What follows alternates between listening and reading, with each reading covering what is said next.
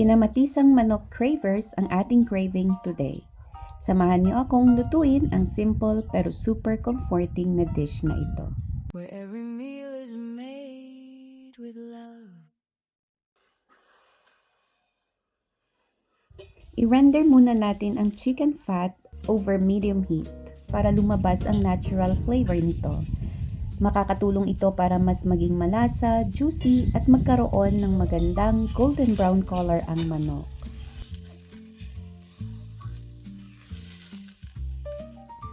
Then, i-brown ng mabuti ang chicken.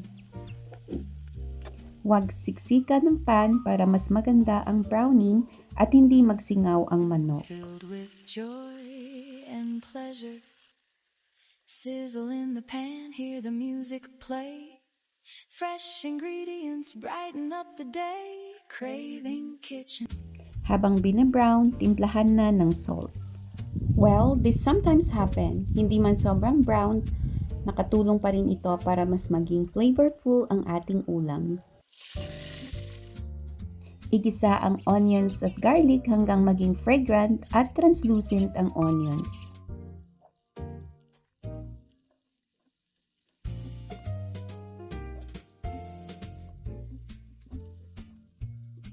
Haluin lang palagi para hindi masunog ang garlic at hindi pumait ang lasa. Ibalik ang brown chicken sa pan, then idagdag ang tomatoes. Yung brown bits sa ilalim ng pan ay malaking dagdag sa rich na flavor ng sabaw.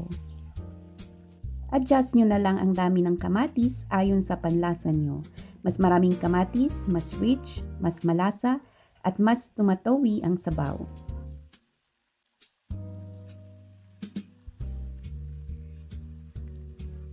Season na natin ng salt while sautéing para unti-unting nabibuild ang flavor, hindi lang sa sabaw nanggagaling ang lasa. Kapag lumambot na ang tomatoes at nailabas na nila ang natural juices, lagyan ng sapat na water para maluto at lumambot ang chicken.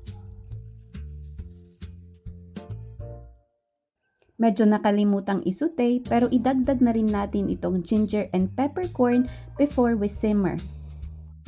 Let's simmer it for 30 to 40 minutes for a softer and flavorful stew.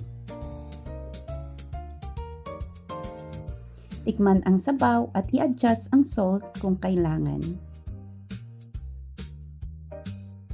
Let's add siling haba while the broth is simmering. It infuses the soup with a mild heat and aroma without overpowering the tomato flavor. Panghuli, dagdagan ng fresh tomatoes para mas fresh at bright ang tomato flavor. Then ilagay ang pechay o kahit anong leafy greens na meron kayo. Lutuin lang ng 1 to 2 minutes para manatiling fresh ang kulay at may konting crunch ang gulay.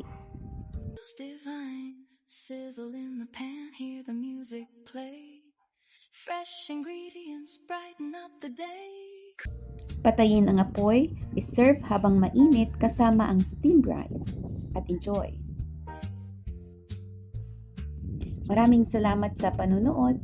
Kung nagustuhan nyo ang recipe na ito, don't forget to like, share, and subscribe for more easy and delicious home-cooked meals.